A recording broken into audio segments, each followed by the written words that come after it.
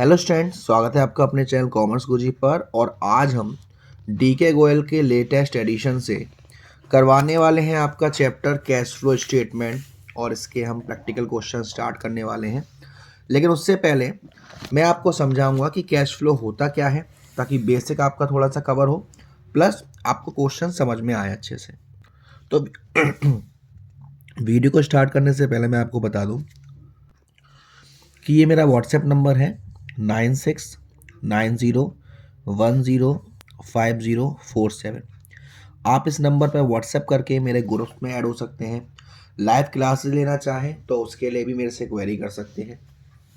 Start करते हैं इस चैप्टर को, और पहले हम समझेंगे। डिस्क्रिप्शन में आपको मेरा व्हाट्सएप नंबर, मेरा इंस्टाग्राम आईडी मिल जाएगा, वहाँ पे जाके फॉलो कर सकते हैं, सपोर्ट कर सकते हैं मुझे। चलिए, चैप्टर का नाम है कैश फ्लो स्टेटमेंट। इसके नाम में ही आपको दिख रहा है कैश फ्लो, यानी कि कैश का फ्लो होगा। पैसा या तो आएगा या कंपनी के पास से जाएगा। अगर कंपनी के पास पैसा आ रहा है तो कंपनी के लिए वो एक रिसीप्ट है, कैश का इनफ्लो हो रहा है। और अगर कंपनी के पास से पैसा जा रहा है तो वो कैश का आउटफ्लो है, पेमेंट है। लेकिन सर, हम कैश फ्लो स्टेटमेंट क्यों बना रहे हैं? जब भी हमें बैलेंस शीट दी होगी कैश फ्लो स्टेटमेंट में, तो वहां पर हमें 2 ईयर्स की बैलेंस शीट दे रखी होगी। मान लीजिए 2016 और 2017। वहां पर हमें कैश का अमाउंट दे रखा होगा, वो 2016 में अलग होगा और 2017 में अलग होगा। या तो बढ़ रहा होगा या घट रहा होगा। तो इसके पीछे रीजन क्या है? 16 से 17 में आते वक्त ऐसा क्या हुआ कैश फ्लो में, किसकी वजह से ये बढ़ा है या किसकी वजह से ये घटा है, इसको फाइंड आउट करने के लिए हम कैश फ्लो स्टेटमेंट बनाते हैं। तो जब कैश फ्लो स्टेटमेंट की बात हो रही है तो सबसे पहले हम शुरुआत ही करते हैं कैश से। आई होप आप सभी जानते होंगे कि कैश होता क्या है। कैश क्या होता है भाई? पैसा। इसमें क्या क्या आता है? कैश इन हैंड आता है, डिमांड डिपॉजिट्स आती हैं। डिमांड डिपॉजिट वो पैसा है जो आपके सेविंग अकाउंट में है, आप जब चाहो तब निकाल सकते हो। सर, सेविंग अकाउंट क्या होता है? आपके घर में जो भी इंडिविजुअल्स के नाम से अकाउंट होते हैं वो हमारे सेविंग अकाउंट होते हैं। आपके भाई बहन, आपके बाबू सोना, किसी का होगा जरूर, उसे हम कहते हैं सेविंग अकाउंट। तो एक तो टर्म होता है कैश, एक आपको यहां दिखेगा कैश एंड कैश इक्विवेलेंट, यानी कि या तो वो कैश है या कैश के बराबर है। कैश के बराबर in the sense, cash equivalent का मतलब क्या होता है सर? कैश इक्विवेलेंट का मतलब होता है ये शॉर्ट टर्म के होते हैं और हाईली लिक्विड इन्वेस्टमेंट है, यानी कि ये बहुत जल्दी कैश में कन्वर्ट होने की काबिलियत रखते हैं। ठीक है ना? नॉर्मली ये 2 से 3 महीने के अंदर ही कैश में कन्वर्ट हो जाते हैं, है ना? जैसे कि ट्रेजरी बिल, हमारा कॉमर्शियल पेपर, ये सारी चीजें। तो कैश एंड कैश इक्विवेलेंट में हमारे इस चैप्टर के हिसाब से क्या क्या चीजें आती हैं? हमारा कैश इन हैंड आ जाएगा, आपके हाथ में जो पैसा है, यहाँ पैसे की बात हो रही है, पैसा है हाथ में और कुछ नहीं है। कैश एट बैंक, आपके बैंक में जो पैसा है वो आप जब चाहो तब निकाल सकते हो। आपके current investment cash and cash equivalent का हिस्सा है। शॉर्ट टर्म इन्वेस्टमेंट या फिर मार्केटेबल सिक्योरिटी, कम समय के लिए आपने इन्वेस्टमेंट किया है, या मार्केटेबल सिक्योरिटी जिसे आप इजीली कैश में कन्वर्ट कर सकते हो, वो आपके कैश एंड कैश इक्विवेलेंट का हिस्सा है। मार्केटेबल सिक्योरिटीज, चेक्स है, ड्राफ्ट है ना? एक बात आपको यहां पर ध्यान रखनी है कि जो बैंक ओवरड्राफ्ट होता है ये एक तरीके से लायबिलिटी है, करंट अकाउंट पर मेनली मिलती है। जब आपके अकाउंट में उतना पैसा नहीं है जितना आपको किसी को भेजना है तो बैंक आपको अलाउ कर देती है। तो बैंक ओवरड्राफ्ट और कैश क्रेडिट, ये हमारा फाइनेंसिंग एक्टिविटी का हिस्सा है, क्योंकि ये शॉर्ट टर्म बोरोइंग से आगे समझेंगे, इसीलिए इसे कैश एंड कैश इक्विवेलेंट का पार्ट नहीं माना जाएगा। तो जब हम कैश फ्लो स्टेटमेंट बनाते हैं तो कैश फ्लो स्टेटमेंट में हमारे पास 3 एक्टिविटी हैं जिनको ध्यान में रखते हुए हम कैश फ्लो स्टेटमेंट बनाते हैं। कौन कौन से हैं सर? पहला है हमारा ऑपरेटिंग एक्टिविटी, दूसरी रहती है हमारी इन्वेस्टिंग एक्टिविटी और तीसरी रहती है हमारी financing activity. Operating activity, investing activity और फाइनेंसिंग एक्टिविटी, ये हम बनाते हैं। पहले ऑपरेटिंग एक्टिविटी से कैश फ्लो पता करते हैं, फिर इन्वेस्टिंग से कैश फ्लो पता करते हैं और फाइनेंसिंग से पता करते हैं। तो पहले मैं आपको समझाता हूं कि ऑपरेटिंग एक्टिविटी क्या होती है और उसमें क्या क्या चीजें आती हैं। तो सबसे पहले आता है ऑपरेटिंग एक्टिविटी। ऑपरेटिंग एक्टिविटी का मतलब क्या है? मान लीजिए आपका बिजनेस है, आपकी क्या है, बिजनेस एंटरप्राइजेस है। आपकी बिजनेस के जो मेन ट्रांजैक्शंस होंगे, जिनको करके या तो आपके पास पैसा आएगा या पैसा जाएगा, जो आपके लिए रेवेन्यू जनरेट कर रहे हैं। जब हम किसी भी चीज को बेचते हैं, बेचने के बाद जब हमारे पास पैसा आता है तो वो रेवेन्यू है हमारे लिए। तो आपका जो बिजनेस है, अगर आप उसमें जो एंट्रीज कर रहे हैं, जो ट्रांजैक्शंस कर रहे हैं, जिससे आपके लिए एक रेवेन्यू जनरेट हो रहा है, वो चीज आपकी ऑपरेटिंग एक्टिविटीज में आती है। जैसे क्या क्या? आपके पास पैसा आया तो जाहिर सी बात है हम ऐड करेंगे, लेकिन ऑपरेटिंग में कौन सा? जैसे कि आपने गुड्स को बेचा, ठीक, या आपने कोई सर्विस दी, या आपके पास कोई फीस आई, या आपके पास कोई कमीशन आया, या और कोई आपके पास रेवेन्यू आए, या आपके पास पैसा आया डेप्टर्स से, या बीआर का पैसा आया, या आपने गुड्स परचेज किया तो पैसा गया, माइनस करेंगे। आपने क्रेडिटर्स को पेमेंट दिया, पैसा गया, माइनस करेंगे। आपने बिल्स पेबल किया, पैसा गया, माइनस करेंगे। आपने वेजेस दी, आपने सैलरी दिया, ये सारी चीजें हमारी ऑपरेटिंग एक्टिविटी का हिस्सा है। लेकिन अगर आपकी जो कंपनी है वो एक फाइनेंशियल कंपनी है, जैसे कि बैंक, जैसे कि कोई म्यूचुअल फंड कंपनी, तो उसका जो मेन एक्टिविटी है वो ये थोड़ी ना हुआ गुड्स को खरीदना बेचना। उसकी जो मेन एक्टिविटी होगी वो होगी सिक्योरिटीज को परचेज करना और सिक्योरिटी को सेल करना। तो अगर कोई आपकी फाइनेंशियल कंपनी है और वो सिक्योरिटीज को परचेज या सेल कर रही है, उस कंडीशन में ये ऑपरेटिंग का हिस्सा है। अगर आपकी कोई कंपनी है वो फाइनेंशियल नहीं है, तो ये परचेज और सेल हमारी इन्वेस्टिंग का हिस्सा है। तो अभी मैंने आपको बताया कि ऑपरेटिंग में क्या क्या आता है। अब मैं बात कर देता हूं कि इन्वेस्टिंग में क्या क्या आएगा, फिर हम इसके फॉर्मेट से समझेंगे क्वेश्चन के साथ। इन्वेस्टिंग का मतलब है इसमें वो चीज आती है जहां पे हम परचेज करते हैं या सेल करते हैं लॉन्ग टर्म एसेट्स, यानी कि फिक्स एसेट्स, जैसे कि land, building, plant and machinery, ठीक है ना, जो रीसेल के पर्पज से नहीं है, ठीक है ना। तो ये सारी एक्टिविटी परचेज और सेल करना इन्वेस्टमेंट में ये इंक्लूडेड नहीं होती, कैश इक्विवेलेंट में ये इंक्लूड होती है इन्वेस्टिंग एक्टिविटी में। अगर आपने परचेज किया है तो आपके पास से पैसा जाएगा तो माइनस की जाएगी, सेल किया है पैसा आएगा प्लस किया जाएगा। तो इसमें क्या क्या चीजें आती हैं? अगर आपने कोई फिक्स एसेट्स परचेज करी है, माइनस होगा क्योंकि इसमें आपके पास से पैसा गया है। फिक्स एसेट सेल करी है, पैसा आएगा आपके पास, जोड़ेंगे। कोई भी पेमेंट किया है शेयर्स का, वारंट्स वगैरह का, तो इसमें माइनस करेंगे। रिसीप्ट सारी, interest receive, dividend receive, rent receive, loan advance का पेमेंट आ रहा है आपके पास, ये सारी चीजें इन्वेस्टिंग का हिस्सा है। बात आती है हमारी फाइनेंसिंग एक्टिविटी की। फाइनेंसिंग एक्टिविटी में क्या होता है? वो एक्टिविटी जिससे हमारी कंपनी की जो कैपिटल है और जो बोरोइंग्स है उस पर फर्क पड़ेगा, वो हमारी फाइनेंसिंग एक्टिविटी होती है।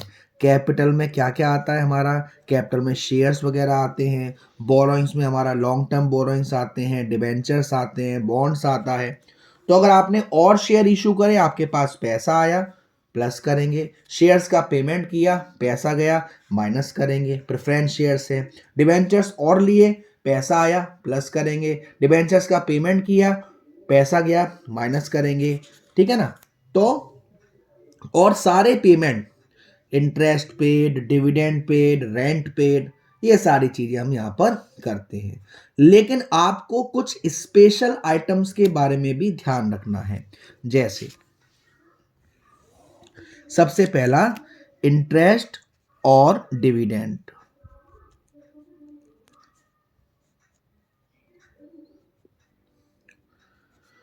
देखिए जब आपके पास इंटरेस्ट और डिविडेंड आ रहा है तो वो कैश का इनफ्लो है, और जा रहा है तो वो कैश का आउटफ्लो है। लेकिन हम इसका जो ट्रीटमेंट करते हैं वो अलग अलग तरीके से करते हैं।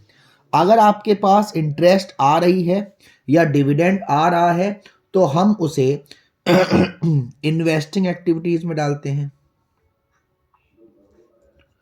आ रहा है प्लस करेंगे। लेकिन जब हम इंटरेस्ट पेड कर रहे हैं, डिविडेंड पेड कर रहे हैं, उस कंडीशन में हम उसको फाइनेंसिंग में डालेंगे। याद रखिएगा, ये बहुत इंपॉर्टेंट है। उसके बाद टैक्सेस ऑन इनकम, जो हमारा इनकम टैक्स होता है, जो हमारा इनकम टैक्स होता है वो हमारा, अगर हम टैक्स पेड करेंगे, टैक्स पेड करेंगे, पैसा जा रहा है हमारे पास, वो किसका हिस्सा है? ऑपरेटिंग एक्टिविटीज का हिस्सा है। इसीलिए जब हम टैक्स पेड करेंगे तो वो डिडक्शन में दिखाया जाएगा हमारी ऑपरेटिंग एक्टिविटीज में। और कुछ एक्स्ट्रा ऑर्डिनरी आइटम्स है, जैसे बैड डेब्ट्स रिकवर्ड है, क्लेम रिसीप्ट है, लॉटरी जीत गए, ये सारी चीज़ें भी हम ऑपरेटिंग में, इन्वेस्टिंग में, फाइनेंसिंग में अलग अलग तरीके से डालते हैं। इसको भी हम समझेंगे, ठीक है ना। तो अभी मैंने आपको बताया कि कौन सी चीज़ें ऑपरेटिंग में आती है, कौन सी चीज़ें इन्वेस्टिंग में आती हैं। अब मैं आपको जरा पहला क्वेश्चन जो है आपकी बुक का देखते हैं। Identify the following transaction as belong, इनमें से कौन सा ऑपरेटिंग में आएगा, कौन सा इन्वेस्टिंग में, कौन सा फाइनेंसिंग में, और कौन सा कैश इक्विवेलेंट है। वैसे मैं आपसे ये भी कह सकता था कि आप चाहते तो बुक से खुद देख सकते थे, क्योंकि आंसर गिवन है, लेकिन मैं समझा के आपको कराऊंगा ताकि आपको दिक्कत नहीं रहे। पहला पॉइंट है इंटरेस्ट पेड। अब इंटरेस्ट पेड की बात आ रही है। अब इंटरेस्ट पेड आपका कहां कहां जाएगा? देखिए, इंटरेस्ट पेड आपका एक तो फाइनेंसिंग में भी शो होगा, ठीक है, लेकिन यहां पे सिर्फ इंटरेस्ट पेड दे रखा है। जब हम ऑपरेटिंग एक्टिविटीज करेंगे उस कंडीशन में भी ये कुछ केसेस में आएगा। तो अभी फिलहाल के लिए जो इंटरेस्ट पेड है वो हमारा किसका हिस्सा है? फाइनेंसिंग का हिस्सा है। सारे पेड फाइनेंसिंग का और सारे रिसीव्ड इन्वेस्टिंग का। Interest paid on long terms loan, long term loan पर इंटरेस्ट पेड करी है, फाइनेंस कंपनी है तो उसका मेन काम है, तो फाइनेंस कंपनी का मेन काम है तो ऑपरेटिंग में आएगा। नॉन फाइनेंसिंग कंपनी तो वो किस में आएगा? फाइनेंसिंग एक्टिविटी में। इंटरेस्ट रिसीव कहाँ आएगा? इन्वेस्टिंग में सर, ठीक। अब यहां पर बच्चों को दिक्कत ये आएगी कि सर इंटरेस्ट रिसीव और इंटरेस्ट पेड, अभी मैंने बताया था सारी रिसीप्ट कहाँ आएंगी? इन्वेस्टिंग में। लेकिन interest receive on investment by a bank, एक बैंक को इंटरेस्ट रिसीव हुई है उनके इन्वेस्टमेंट करने पर, और बैंक का तो ये मेन काम है, तो ये किस एक्टिविटी में आएगा? ऑपरेटिंग एक्टिविटी में आएगा। Interest receive on investment by a manufacturing company, manufacturing company को ब्याज मिली है, ये इनका मेन काम नहीं है, इन्वेस्टिंग में आएगा। डिविडेंड रिसीव इन्वेस्टिंग में आएगा। Dividend receive by a mutual fund company, ये इनका मेन काम है, ऑपरेटिंग में आएगा। इन्वेस्टमेंट परचेज किए, कहाँ आएगा? इन्वेस्टिंग में आएगा। Purchase of investment by a finance company, finance company ने परचेज किया, मेन काम है, ऑपरेटिंग में आएगा। Purchase of investment by a non finance company, investing में आएगा। Bank balance, short term deposit, ये सारे हमारे कैश एंड कैश इक्विवेलेंट है। बैंक ओवरड्राफ्ट मैंने आपको शुरुआत में बताया था फाइनेंसिंग का हिस्सा है। मार्केटेबल सिक्योरिटी भी हमारा कैश एंड कैश इक्विवेलेंट है, ठीक है। यहाँ पे हिंट के तौर पर आपको दे रखा है कि bank and mutual fund company एक फाइनेंस कंपनी है। सेकंड क्वेश्चन में आपसे कह रहा है कि क्लासीफाई द फॉलोइंग एक्टिविटी, ये सारी बतानी है आपको। ऑपरेटिंग है, इन्वेस्टिंग है, फाइनेंसिंग है, फाइनेंस एंटरप्राइज है, या मैन्युफैक्चरिंग है। देखिए, आपको दोनों के बारे में सोचना है, ठीक है ना। Purchase of share of a company, अगर ये एक फाइनेंस कंपनी ने करा है तो ये उसकी एक मेन काम है, ऑपरेट। पहले मैं फाइनेंसिंग से बता रहा हूं, फिर मैन्युफैक्चरिंग से, ठीक है। Purchase of shares of a company, ये उनका मेन काम है, ठीक है। कहाँ आएगा? ऑपरेटिंग में। Proceeds from sale of shares, shares को बेचा, मेन काम है, फाइनेंसिंग की बात हो रही है, कहाँ आएगा, ऑपरेटिंग में। ब्रोकरेज पेड करी, मेन काम है। Loan and advance made to third party, main काम है। डिविडेंड रिसीव्ड हुआ, मेन काम है। सैलरी पेड करी इंप्लॉइज को, मेन काम है। इंटरेस्ट पेड किए डिवेंचर्स को, मेन काम है। डिविडेंड पेड किए शेयर होल्डर्स को, ये मेन काम नहीं है।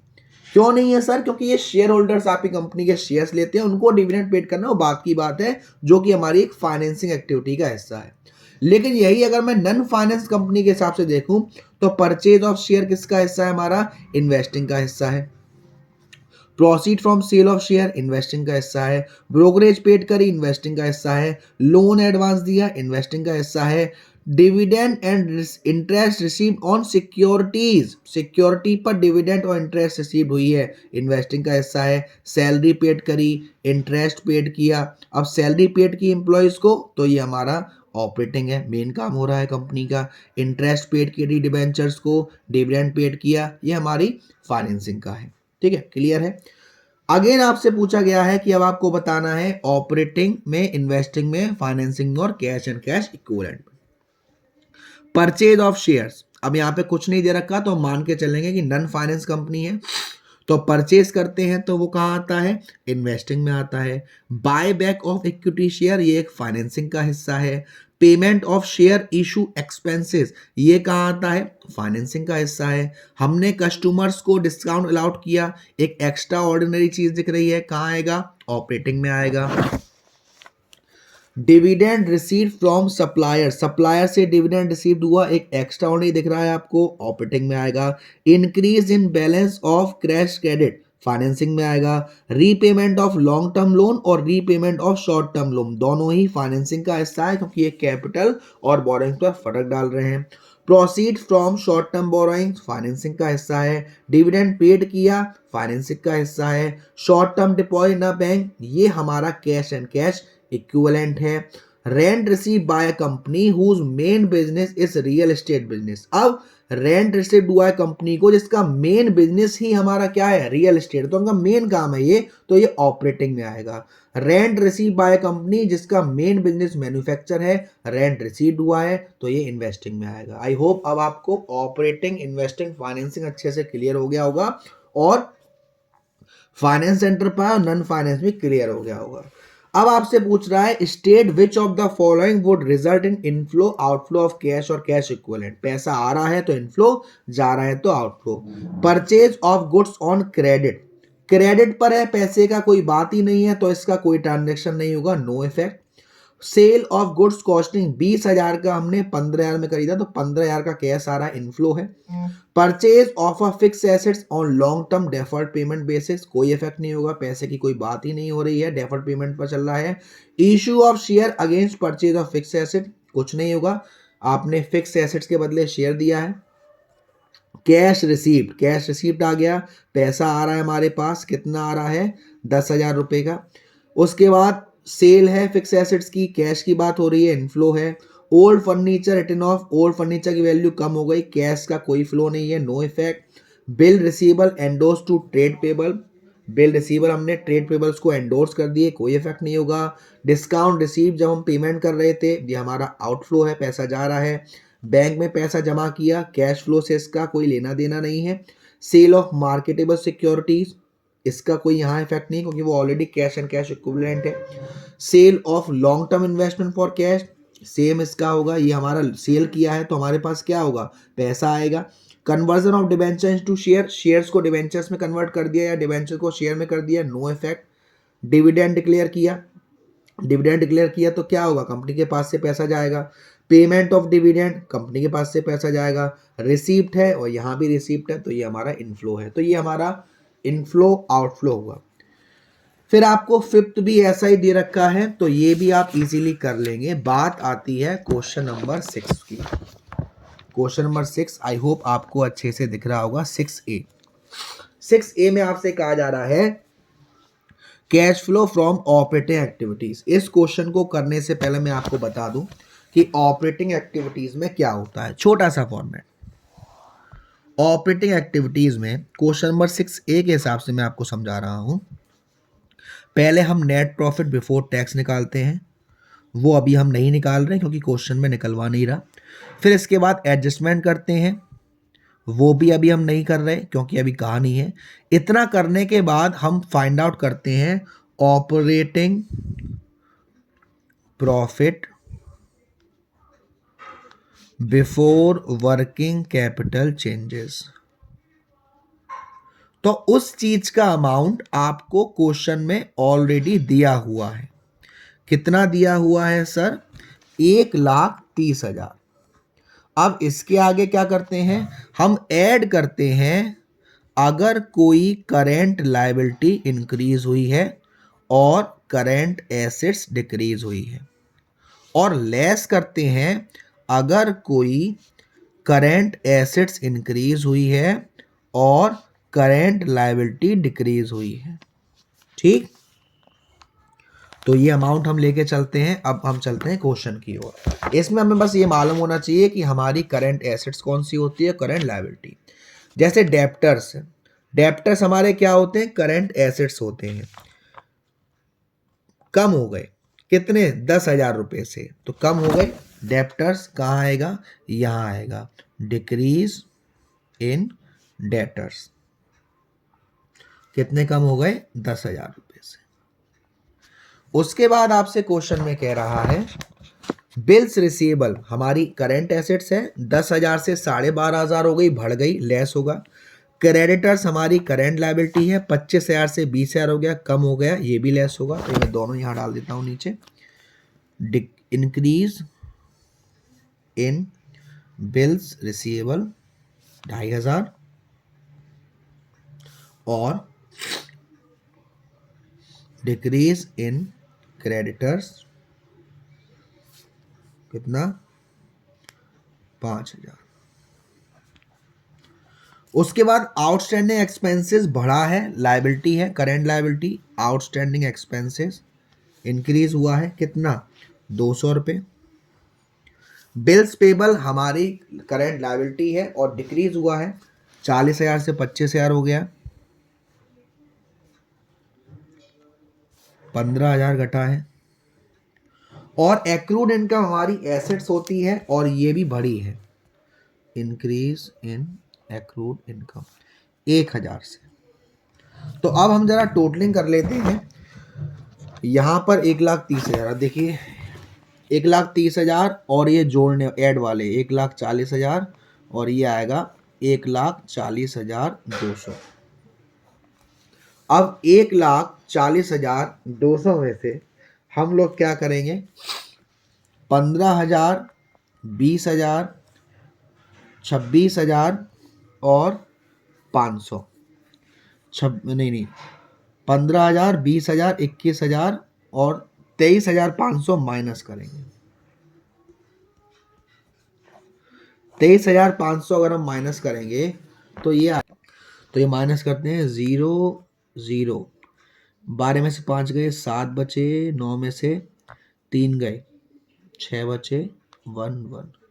ये आएगा 1,16,700। क्योंकि आंसर प्लस में आ रहा है तो हम लिखेंगे cash flow from operating activities. Sir अगर हमारा आंसर माइनस में आता तो लिखते हैं cash used in operating activities. Next देखते हैं question number 6B। Question number 6B भी सेम ऐसा ही है आपका। Operating profit before working capital changes दे रखा है 1.5 लाख का। चलिए इसको भी हम करते हैं। Question number 6B,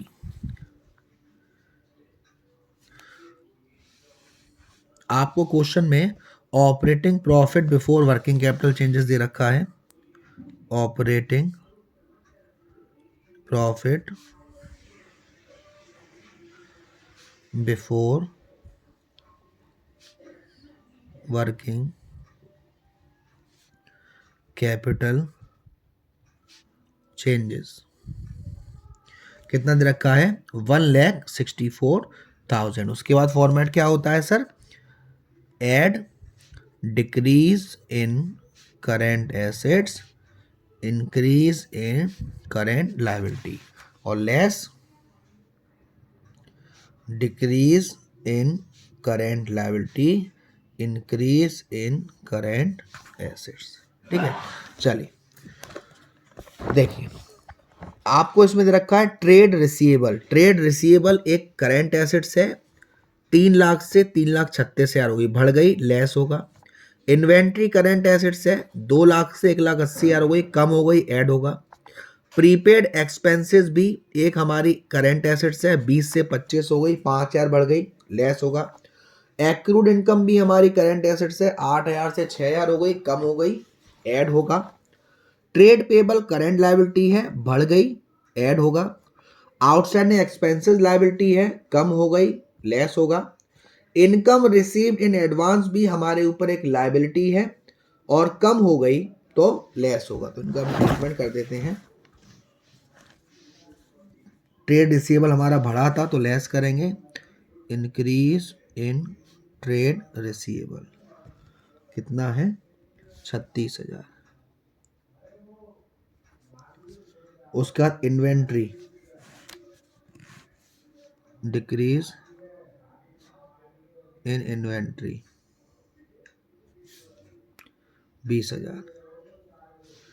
prepaid expenses हमारे बढ़े हैं, इंक्रीज इन प्रीपेड एक्सपेंसेस 5,000। उसके बाद एक्रूड इनकम हमारी कम हुई थी, डिक्रीज इन एक्रूड इनकम 2,000 रुपये। ट्रेड पेबल हमारा बढ़ा था, इंक्रीज इन ट्रेड पेबल 40,000 रुपये। आउटस्टैंडिंग एक्सपेंसेस कम हुआ था, डिक्रीज इन आउटस्टैंडिंग एक्सपेंसेस 6,000 रुपये। इनकम रिसीव एडवांस लायबिलिटी थी, कम हुई थी, लेस होगा, डिक्रीज इन इनकम 1,000 रुपये। अब इसका टोटल करते हैं, 1,64,000, 20,000, 40,000, 60,000 और 2 62,000। अब इसको जोड़ेंगे तो 0 0 0 4 और 2 6 12 और एक कैरी 2,26,000।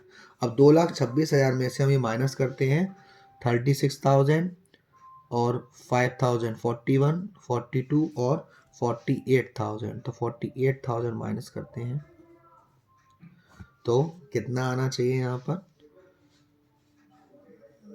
0 0 0, फिर 16 में से 8 गए,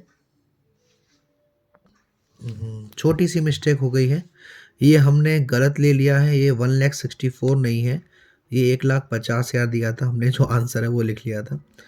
1,50,000 में 62,000 जोड़ेंगे तो ये आएगा 2,12,000 और 2,12,000 में से 48,000 माइनस करेंगे तो ये हमारा आंसर आएगा 1,64,000 प्लस में, तो हम यहाँ लिखेंगे cash flow from operating activities. मैं आपको आंसर चेक भी करा देता हूँ, आंसर देख लेते हैं। Cash flow from operating activity 1,64,000। तो आज की वीडियो में इतना ही, अगली वीडियो में हम करेंगे क्वेश्चन नंबर 7 से। वीडियो पसंद आई हो तो प्लीज़ वीडियो को लाइक जरूर करिएगा, शेयर जरूर करिएगा। अब तक चैनल को सब्सक्राइब नहीं किया है तो प्लीज़ सब्सक्राइब कर दीजिएगा। Thank you so much, love you all.